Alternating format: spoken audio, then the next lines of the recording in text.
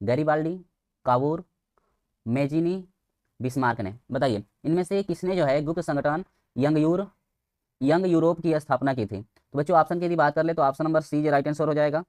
Option number क्या हो जाएगा? सी, मेजिनी। किसने किया था? मेजिनी ने। ऑप्शन नंबर यहाँ पे बच्चों आपका सी बिल्कुल राइट हो जाएगा। ऑप्शन नंबर सी को आप लोग टिक करेंगे। ऑप्शन नंबर सी जो है आपका राइट आंसर हो जाएगा। ऑप्शन नंबर क्या हो जाएगा बच्चों? ऑप्शन नंबर सी आपका बिल्कुल राइट हो जाएगा। ऑप्शन नंबर सी को आप लोग टिक करेंगे। ठीक है, चलिए अगले अगले प्रश्न की तरफ बढ़ते हैं। प्रश्न नंबर सी आपका ऑप्शन सही हो जाएगा प्रश्न नंबर एक का। दूसरा प्रश्न आपका देखते हैं। निम्नलिखित में से किसने 1928 ईस्वी में बारडोली सत्याग्रह का सफल नेतृत्व किया था? बारडोली सत्याग्रह का सफल नेतृत्व किसने किया था? ऑप्शन का जवाब दीजिएगा। चार ऑप्शन दिए गए हैं। महात्मा गांधी, जवाहरलाल नेहरू, सुभाष चंद्र बोस और सरदार वल्लभ भाई पटेल। बताइए किसने आपका बारडोली सत्याग्रह का सफल नेतृत्व किसने किया था?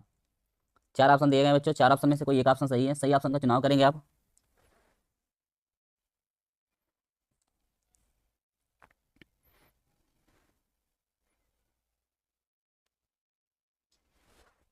ऑप्शन नंबर बच्चों आपका डी सही हो जाएगा, सरदार वल्लभ भाई Patel. Option number D is right answer.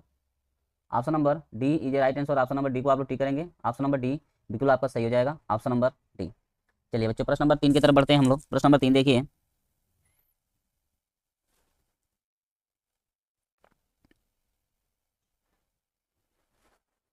Sudhir good morning.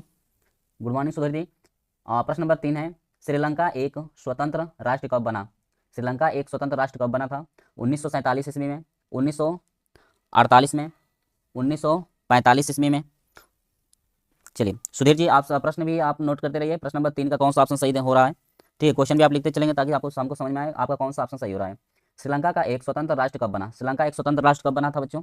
1947 दे रखा है। चार ऑप्शन दिए गए हैं तो ऑप्शन नंबर बी जो राइट आंसर हो जाएगा। ऑप्शन नंबर बी 1900 आपका हो जाएगा 48 में। किसमें?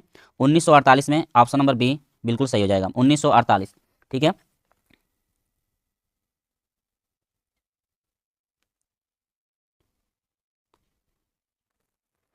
चलिए डरचंद वर्मा 1948 में। ठीक है,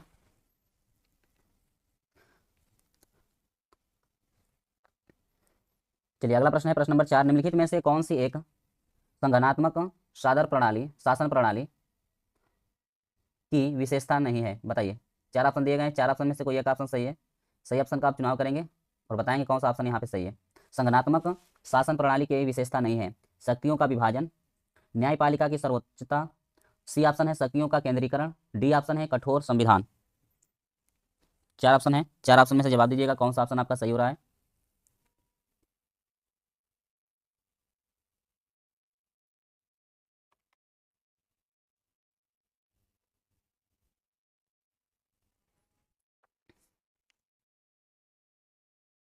अच्छा आपका नाम सविता वर्मा है। ठीक है सविता वर्मा जी, क्वेश्चन नंबर चार का जवाब दीजिएगा। तो बच्चों ऑप्शन नंबर यहाँ पे सी सही हो जाएगा, शक्तियों का केंद्रीकरण। शक्तियों का केंद्रीकरण। ऑप्शन नंबर सी यहाँ पे बिल्कुल राइट हो जाएगा। चलिए आगे जवाब दीजिएगा। प्रश्न नंबर अगला पाँच नंबर प्रश्न है, नारी शक्ति वंदन अधिनियम, नारी शक्ति वंदन अधिनियम, महिला आरक्षण अधिनियम कब पारित किया गया था? बताइए महिला आरक्षण नियम कब पारित किया गया था? 2023 में, 2024 में बच्चों, 2022 में, 2021 में।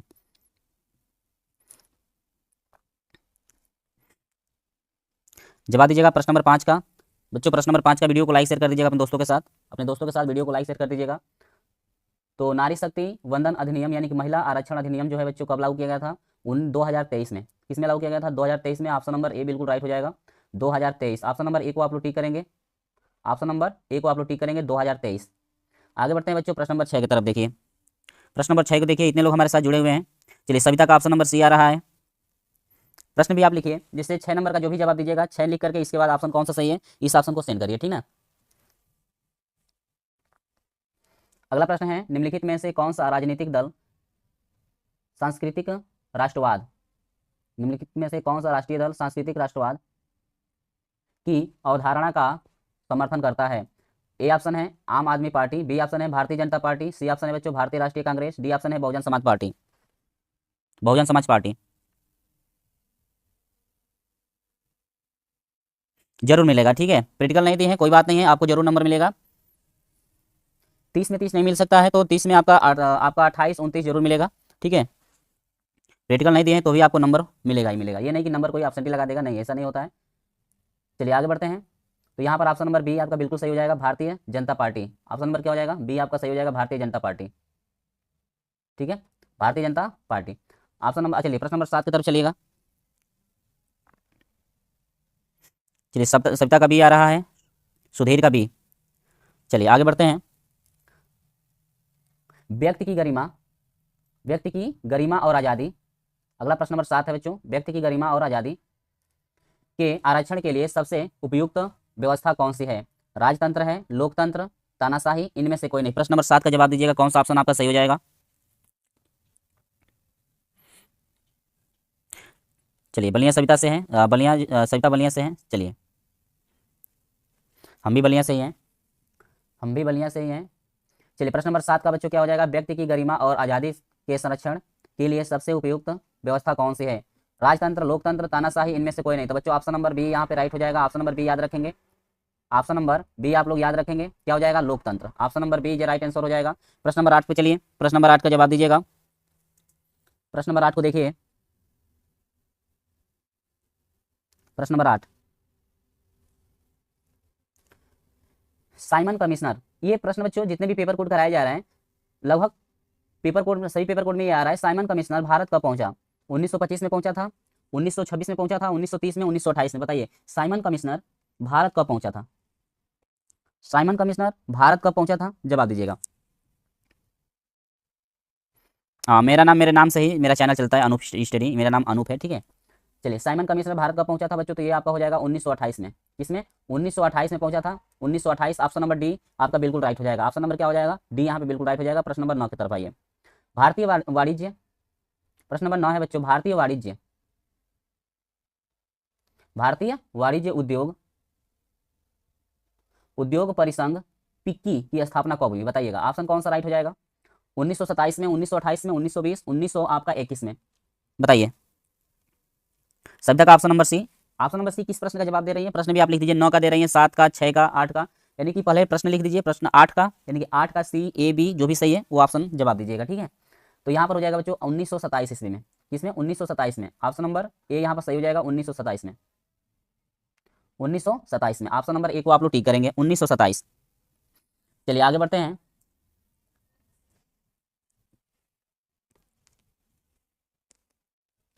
चलिए अगला प्रश्न क्या है, ध्यान दीजिए, अगले प्रश्न की तरफ बढ़ते हैं।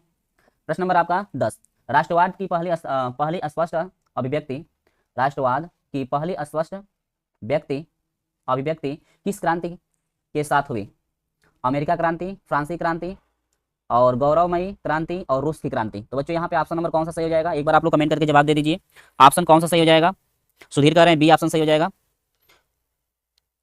चलिए आप लोगों को मैं कह रहा हूँ प्रश्न भी लिख दीजिए, जैसे 10वें का बी ऑप्शन सही है तो 10 नंबर लिख करके इसके बाद बी लिख दीजिए, 10 बी। इस तरह से लिखेंगे तो समझ में भी आएगा कौन सा ऑप्शन आप जवाब दे रहे हैं और कौन सा ऑप्शन आपका सही हो रहा है, ठीक है। चलिए आगे बढ़ते हैं अगले प्रश्न की तरफ। अगला प्रश्न देखिए, प्रश्न नंबर 10 पे आइए। प्रश्न नंबर 10 है, लैटराइट मृदा निम्नलिखित में से किस राज्य में पाई जाती है? राजस्थान, पंजाब, महाराष्ट्र, बिहार।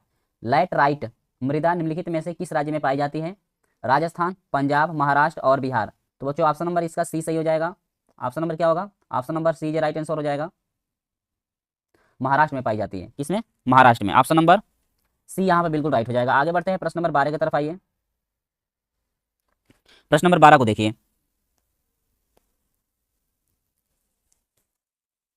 भारतीय वन जीवन यानी कि रक्षक अधिनियम कब लागू किया गया?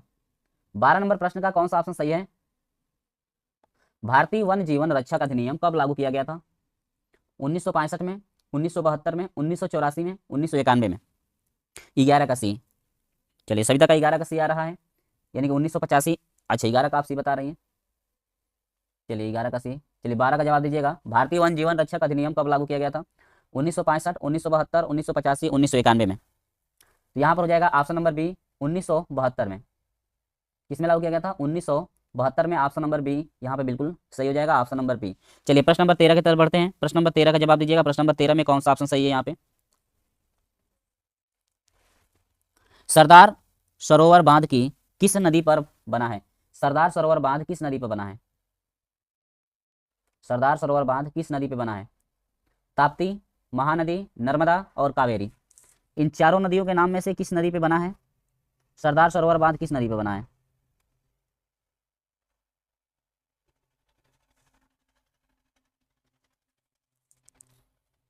तेरह का ए यानी कि ताप्ती नदी आ रहा है, तो बच्चों याद रखेंगे 13 का सी ऑप्शन यहाँ पे सही हो जाएगा, नर्मदा।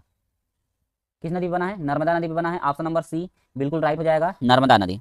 चलिए आगे बढ़ते हैं, प्रश्न नंबर 14 की तरफ आइए। निम्नलिखित में से कौन सा खनिज धात्विक है? निम्नलिखित में से कौन सा खनिज धात्विक है?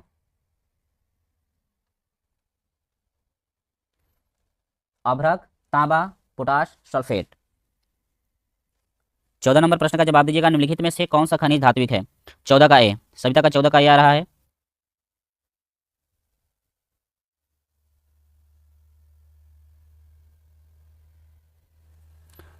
तो यहाँ पर हो जाएगा प्रश्न नंबर आपका 15, 14 नंबर का प्रश्न नंबर बी आपका सही हो जाएगा। प्रश्न नंबर बी आपका सही हो जाएगा, 14 नंबर का प्रश्न नंबर बी, तांबा। आगे बढ़ते हैं प्रश्न नंबर 15 की तरफ। प्रश्न नंबर 15 का जवाब दीजिएगा।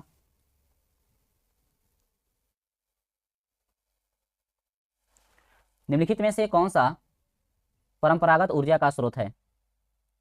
निम्नलिखित में से कौन सा परंपरागत ऊर्जा का स्रोत है? चार ऑप्शन दिए गए हैं, प्राकृतिक गैस, सौर ऊर्जा, पवन ऊर्जा और आणविक ऊर्जा। बताइए प्रश्न नंबर 15 का कौन सा ऑप्शन राइट हो जाएगा? प्रश्न नंबर 15 का कौन सा ऑप्शन यहाँ पे राइट हो जाएगा? प्रश्न नंबर 15 का ऑप्शन नंबर ए बच्चों आपका राइट हो जाएगा, प्राकृतिक गैस। ऑप्शन नंबर ए यहाँ पे राइट हो जाएगा, प्राकृतिक गैस। प्राकृतिक gas option number A, 15 number का ऑप्शन नंबर ए हो जाएगा। ठीक है, सविता का ऑप्शन नंबर बी आ रहा है, प्राकृतिक गैस नहीं, सौर ऊर्जा नहीं, प्राकृतिक गैस हो जाएगा। क्या हो जाएगा? प्राकृतिक गैस। चलिए प्रश्न नंबर 16 की तरफ बढ़ते हैं।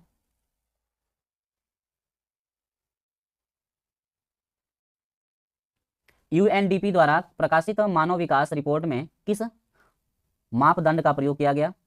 शैक्षिक स्तर, प्रति व्यक्ति आय, स्वास्थ्य स्थिति, इनमें से कोई नहीं। इनमें से कोई नहीं, ऑप्शन नंबर डी इसका राइट हो जाएगा, ऑप्शन नंबर डी। चलिए प्रश्न नंबर 17 की तरफ बढ़ते हैं। प्रश्न नंबर 17 को देखिए, निम्नलिखित में से कौन सी गतिविधि प्राथमिक क्षेत्र के अंतर्गत आती है? ईंट बनाना, सूत सूत सूत का काटना, मत्स्यनन, टोकरी बनाना। ऑप्शन नंबर सी यहाँ पे राइट हो जाएगा इसका। प्रश्न नंबर ये आपका 17 है, प्रश्न नंबर 17 का ऑप्शन नंबर सी यहाँ पे राइट हो जाएगा। प्रश्न नंबर ये क्या है? 17, ऑप्शन नंबर सी यहाँ पे सही हो जाएगा। प्रश्न नंबर 18 की तरफ आते हैं। प्रश्न नंबर 18 को देखिए, 17 का सी बिल्कुल राइट था, 18 का जवाब दीजिएगा। प्रश्न नंबर 18, रोजगार में, प्रश्न नंबर 18 बच्चों ध्यान से पढ़िए, इसका जवाब दीजिएगा। रोजगार में निम्नलिखित में से आर्थिक के किस क्षेत्र की सर्वाधिक हिस्सेदारी है? तृतीय क्षेत्र, प्राथमिक क्षेत्र, सूचना प्रौद्योगिक, द्वितीय क्षेत्र। तो ऑप्शन नंबर इसका क्या हो जाएगा? ऑप्शन नंबर क्या हो जाएगा? Option number B. 18 का आ रहा है ऑप्शन नंबर ए, नहीं 18 का option number B, option number B यहाँ पे सही हो जाएगा। ऑप्शन नंबर क्या हो जाएगा? बी, प्राथमिक। आगे बढ़ते हैं प्रश्न नंबर 19 की तरफ देखिए, विश्व व्यापार संगठन के सदस्यों की संख्या कितनी होती है? 150, 190, 164, 160। विश्व व्यापार संगठन के सदस्यों की संख्या कितनी होती है? चार ऑप्शन दिए गए हैं, चार ऑप्शन में से कौन सा ऑप्शन सही है? चलिए ऑप्शन नंबर यहाँ पे सी आपका बिल्कुल राइट हो जाएगा। ऑप्शन नंबर क्या हो जाएगा? सी, 164, 164। ऑप्शन नंबर सी यहाँ पे बिल्कुल राइट हो जाएगा आपका, ऑप्शन नंबर सी 164। चलिए आगे बढ़ते हैं, प्रश्न नंबर 20 को देखिए,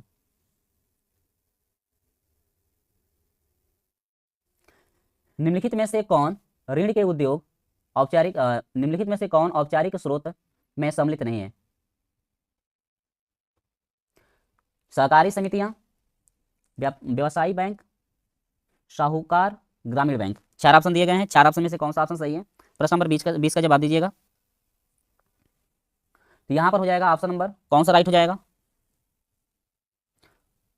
20 नंबर प्रश्न का ऑप्शन नंबर कौन सा राइट हो जाएगा यहाँ पे? तो बच्चों 20 नंबर का आपका हो जाएगा ऑप्शन नंबर सी, साहूकार। ऑप्शन नंबर क्या हो जाएगा? सी, साहूकार। तो बच्चों यहाँ पे आपका प्रश्न नंबर 20 तक कंप्लीट कर दिया गया। पेपर कोड था 825 CT। मिलते हैं अगले वाले पेपर कोड के साथ, और जाते जाते वीडियो को लाइक शेयर कर दीजिएगा। हमारे साथ नहीं जुड़े होंगे अभी तक तो चैनल को सब्सक्राइब कर लीजिएगा। मिलते हैं आपसे अगले वीडियो में, तब तक के लिए जय हिंद जय भारत।